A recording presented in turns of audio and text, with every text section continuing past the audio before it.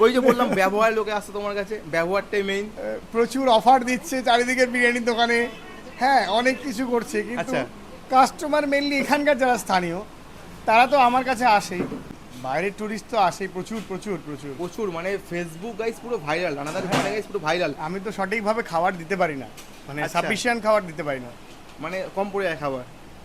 আমি চাই তুমি আরো রান্না করো, তুমি লোককে আরো খাওয়াও, যেহেতু যেহেতু আমার- আরো স্প্রেড হও আমাদের ওয়েস্ট বেঙ্গলের দিকে মানে আরো। প্যাসেজটা খুব ছোট, আমার কিচেনটা তো খুবই ছোট, আচ্ছা। ওই কিচেনের মধ্যে রান্না করাটা খুব টাফ। দেখছো এই সকালের দিকে সামনে রান্না করা হচ্ছে, ভাজাগুলো সামনে হচ্ছে, ভিতরে রান্না চলছে, তো এইরকম। সামনে সামনে তো একটু ঠান্ডা পড়লে ভালো, বাট গরমকালে টিনের মধ্যে একটা হ্যাঁ। রান্না করা, এটা পুরো খুব দুষ্কর কষ্টের। ব্যাপার মানে একটা।